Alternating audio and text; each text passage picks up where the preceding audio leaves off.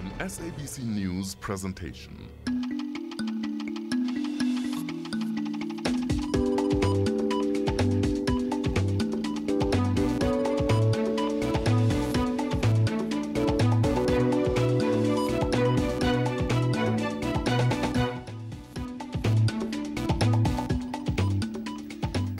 Welcome to Interface. My name is Tembisa Machele. Now this week, the shooting of River Steenkamp in Oscar Pistorius' home dominated headlines.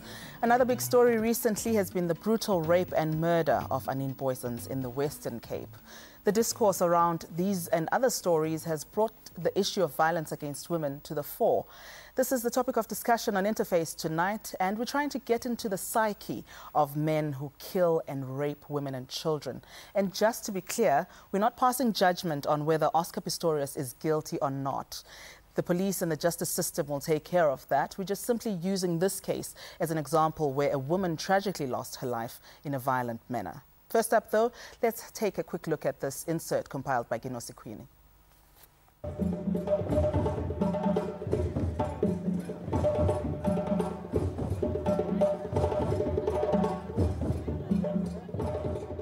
Drumming up support for the fight against women and child abuse. A call to South African men to stop this heinous crime. When women in South Africa can no longer be respected for being themselves, for wearing a panty, because you wear a panty, you are vulnerable. Because you are a woman, you are vulnerable. Because you are a girl child, you saw the exhibition, there's small panties, you will be raped. And we would like to make everyone aware that even 97-year-olds, grandmothers are raped. They need to change the laws, make things stronger. The police system must make sure that it also works for the women. The justice system also. We've had one case that took 5 years, and that is not acceptable. For centuries, men's status within society has been accepted as that of protector. Not anymore, at least according to a 1999 study by the Medical Research Council. Young women in South Africa are more likely to be murdered by their intimate partner, and women between 24 and 34 years are the most vulnerable. The study also shows that a woman dies at the hands of an intimate partner every 6 hours. The Medical Research Council says that the murder of a female by an intimate partner or femicide is the most extreme form of violence against women. Guns and alcohol seem to be fueling the scourge. In most femicides, there is a history of domestic violence, and women become more at risk when they decide to leave an abusive relationship. Meanwhile, it seems that authorities are at a loss in efforts to stem the tide of violence against women and children. At a conviction rate of 37%, activists believe men are literally getting away with murder. As if that's not enough, alongside its love for soccer, South Africa has also become infamous as a country where rape is a national sport. The brutal gang rape and murder of Anine Booysens and other women and girls in recent times has brought into sharp focus the need for unity in action to eradicate the scourge.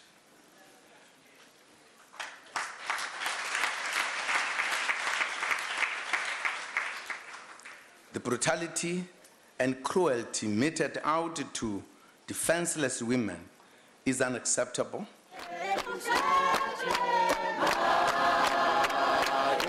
Ginosi Queenie, Interface. Now, SMS line is open. We welcome your thoughts, 33726, or you can just drop us your line on Facebook. That's Interface on SABC3, or you can email us. That's interfaceon3@sabc.co.za. Let me introduce our guest tonight. Professor Rachel Dukes is from the South African Medical Research Council.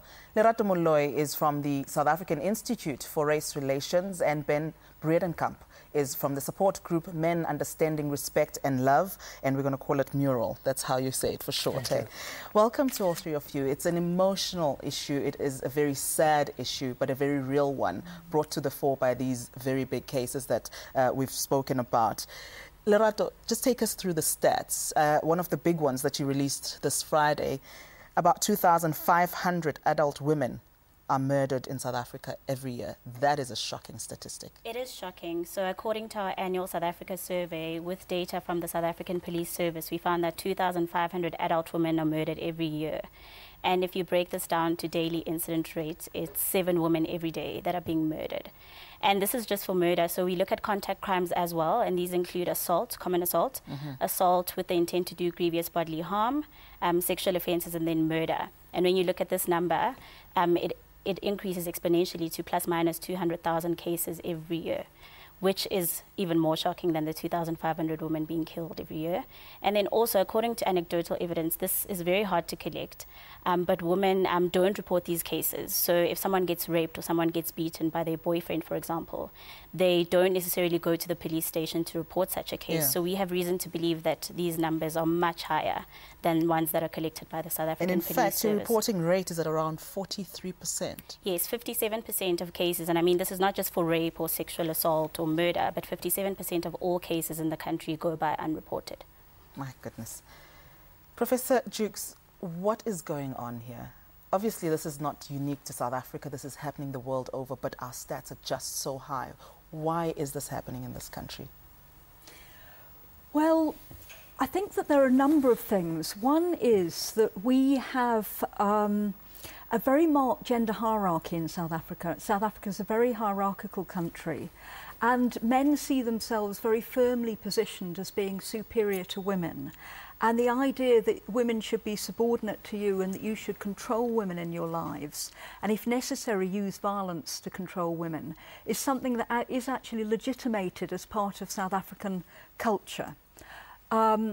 So men are rewarded for demonstrating how successful they are with women, having lots of partners, but they're also rewarded for then being able to keep those partners, despite the fact that very often they have a lot of partners.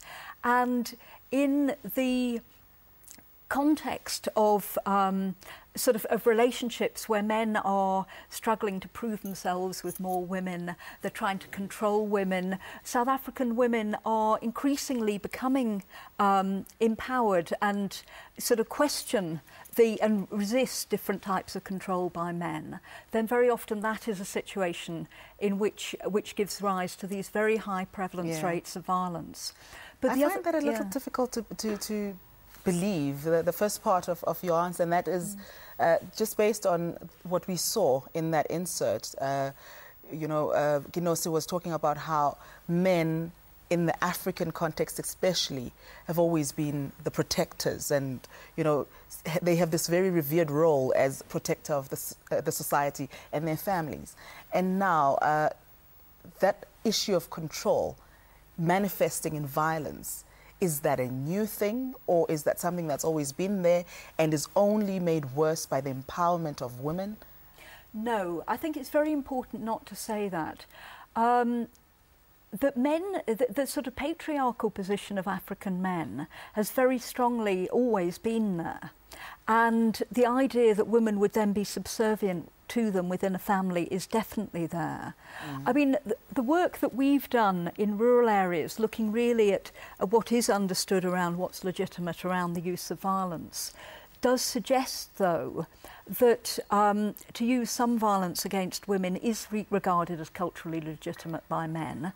To mark a woman, hit her on the head, bruise her or whatever, and definitely kill her, is not seen as culturally legitimate. So I'd never say that there's anything in African culture that legitimates that form of violence against women. Yeah. But in terms of an African patriarchy, then very much, yes, providing is part of it, and yes, protecting is part of it. But we also have to understand that sort of ideals around manhood of a 18 or, these days 22, 25, 28-year-old man is very different from the ideals of what makes a man successful if you're 40 or 50.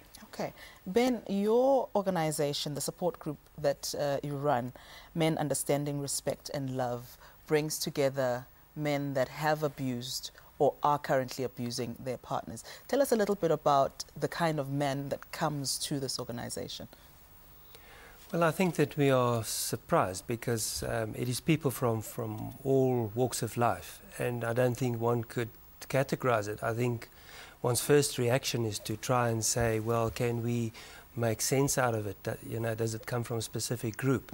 But we have wealthy men, as we've seen with Oscar Pistorius. We have people, the professional people. We have people in office jobs from all walks of life, and it's quite an endemic thing. Yes. Now, we're going to take a short break, and I want us to talk a little bit more about, you know, what is happening and what we can do about it. And I'm glad that this issue has, and glad in a very loose manner, I use that word, that the issue has come to the fore, that we can talk about it to get to the solutions. And I'd like to get your thoughts about the policy direction that the country is taking, if there is any way that we can influence that. But we need to take a short break. Remember that you can also join the conversation, 33726, that's our SMS line, interface on 3 at sabc.co.za, that's our email, and interface at sabc, that is our Facebook page. We're back after this.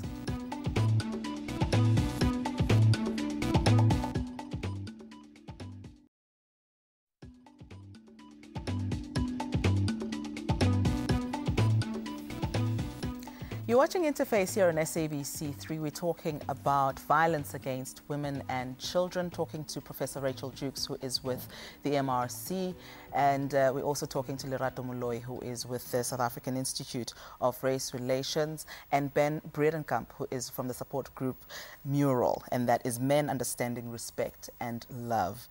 Ben, we talked a little bit about whether or not there's a kind of men that is prone to violence. And I want us to just explore that a little bit more.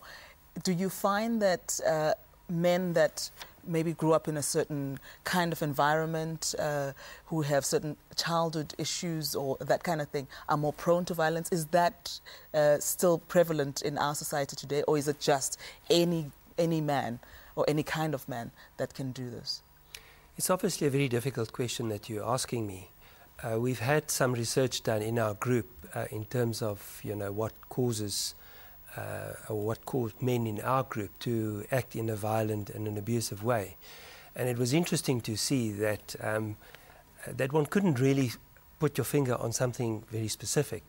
I guess at the end of the day, it is the way that men are being socialized.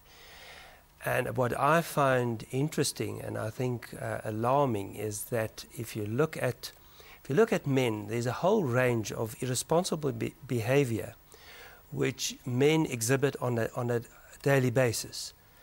I wouldn't say all men, but a great part of men seem to behave in an irresponsible way over a wide range of social behaviors. Maybe having affairs, or maybe punishing their children in an inappropriate way, or not working, or failing at work, etc., etc. And I think that all of these factors can contribute to men behaving in a violent and abusive way. Is this poverty-driven? Is this because we have so much poverty in South Africa, and therefore the frustrations of maybe a lot of men not working, taking that out on their partners? Is that why we are in this situation? I'm not sure how far your research has gone, if you have a contribution to this issue, but let me give you a chance to give us your thoughts. Sure. Well, in 2011 we started a project entitled the Family Project, and just trying to get into the South African family and just try to get an overall picture of what is happening. And on the little bit of research that we did do in that field, we found that absent fatherhood is becoming a big problem, and it has different results for boys and girls. So what we found is that with girls, if you have an absent father, you're more likely to fall pregnant at a young age, not get married and divorced. And what we found with young guys is that they exhibit hyper-masculine behavior. So this is obviously across the board, because you can have an absent father who has a lot of money, like Mr. Breedenkamp said, or you can also have an absent father who's unemployed, for example. There are many reasons why fathers are absent in their children's lives. But what we did find is that if a young boy grows up without a father, they start to exhibit hyper-masculine behavior, and that might be one of the explanations as to why we're becoming such a violent nation, because fathers just aren't present in their children's lives. And I can just hear a lot of single mothers in this country saying, really, after we've worked so hard to try and bring our sons up the best way we can, could my child be prone to this kind of violence simply because the father is absent? Well, I think the absent father is key, but I think it's how it plays out in terms of the child's sort of upbringing and home environment that's also very important. And clearly poverty is an element. We always say that gender-based violence cuts across all social groups. You can have very wealthy men who rape and very wealthy men who are violent towards partners. But there is no doubt that if you're growing up in a situation where financial resources are stressed at home, that's going to have a huge impact on the parenting and the home environment offered to children.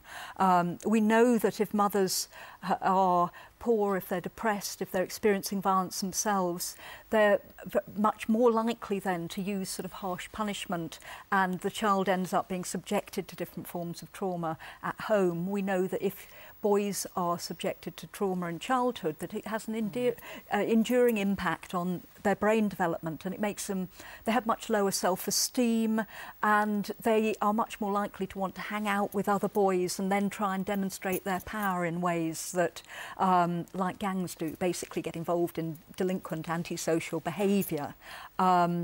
And exhibit these sort of hyper-masculine behaviours, so that, you know, in a way their focus for their self-esteem becomes on getting and controlling women, for example, rather than on doing really well at school and hoping to go to university and become a lawyer.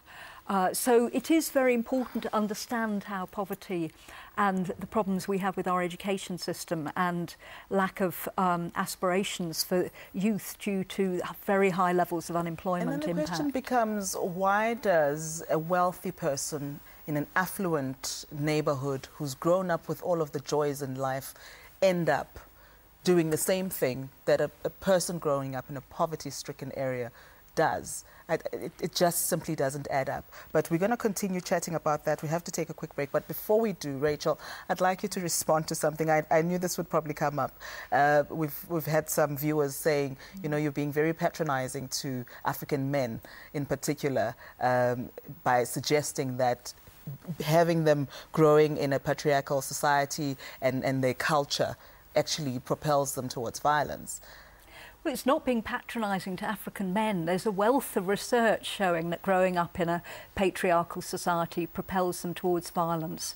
And it doesn't even apply just to Africa. I mean, the same applies to India, the same applies to other countries in Asia, the same applies to countries like Peru that has very high violence in Latin America. It's a fact that violence against women is rooted in patriarchy. All right, we take a short break. Keep those thoughts coming through 3726 on SMS or on our Facebook page. That's Interface on SABC3. Back after this.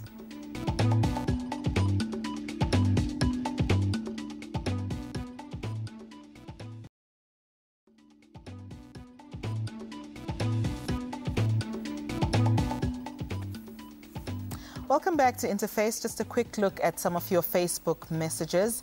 Denzel Roy says, don't make this a race issue. Let's find solutions to the problem.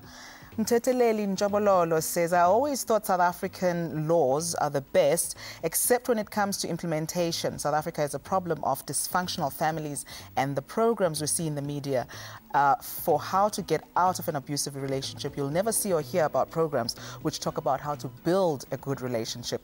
Blondie Machata says, to simply say, give these guys a life sentence is not enough. We can't throw resources at the problem to fight the scourge. This is a social problem that must be dealt with harshly through the judicial system. Beatrice Chandia says, we need more fathers to teach their sons how to treat women. Real men don't just make babies, they look after them. And of course, some of these SMSs are also talking about the issue of African men and how violence plays around in the culture. And I think you've already responded to that. So, just before we continue, you were making a good point during the break, Ben, about not just the patriarchal society as it relates to African men, black men in particular, but that white men also have an issue around that. Yes, I think I would like to add to what Rachel is saying, is that also from a white perspective, is that whites come from a very autocratic background where there were suppression of people, where they weren't care for other people. and also very myopic. Things have changed, but I do think that in the white community we have the same problem. Okay. Now, government intervention. I know for a fact that you're not impressed by what the government has done so far in trying to deal with the scourge. But before we give you a chance to give your thoughts on that, Lerato, what policy interventions need to be made over and above what's currently being done to make some kind of difference on this issue?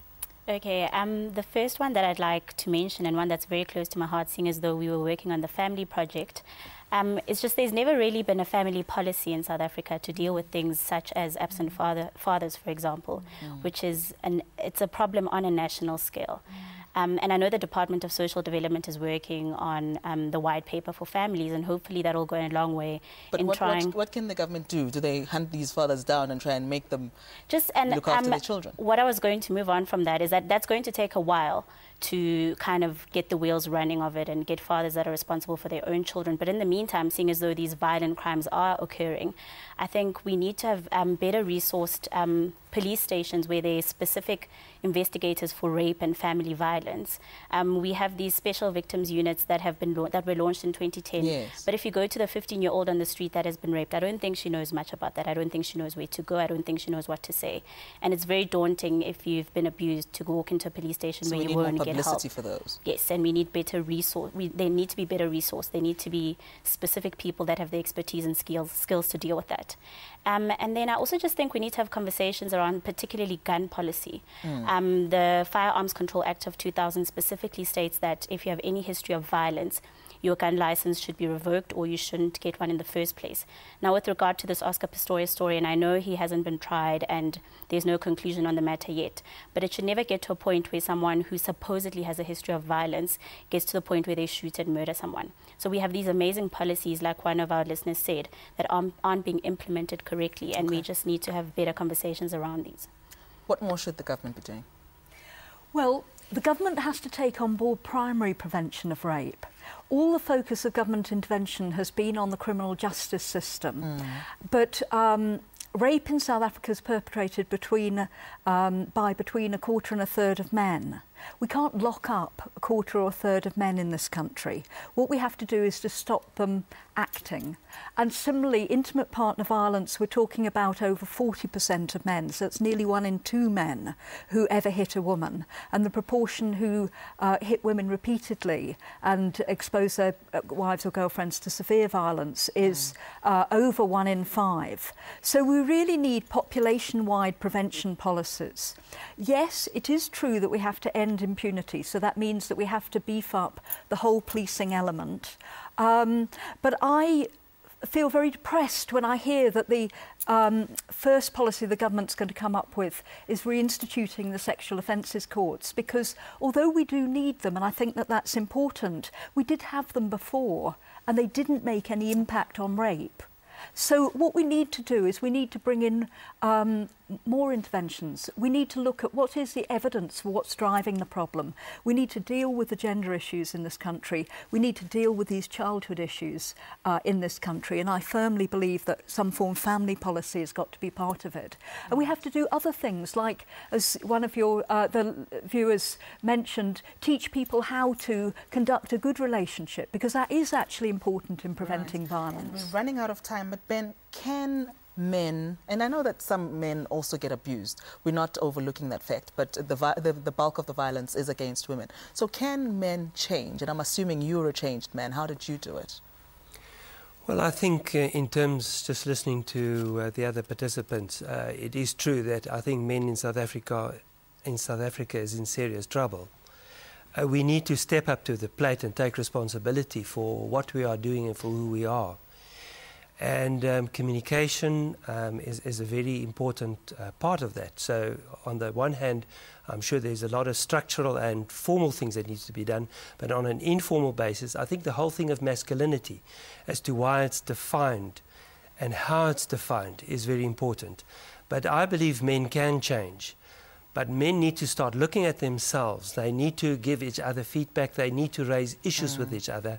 And they've got to step up. They have to come forward, and they've got to protect their families. And just before we go, if there's a man that's watching and has been violent with his partner or his children and didn't think he had a problem and now thinks, okay, maybe I should do something about this, give us quickly your website or a quick telephone number that they can maybe call and make contact. Thank you. I'd like them to phone myself. My name is Ben, and my number is 079 490 1820. All right, we're going to have to leave it there. Thank you so much, my guests, for coming through. And thank you for taking part in this very emotional topic and very emotional program. And thank you for getting your thoughts to us. That's where we have to leave it for tonight. Remember that you can still continue chatting to us on our interface on SABC3 at sabc.co.za. That's our website, or you can catch us on Facebook. From me, Thembisa Magele, and the team, good night.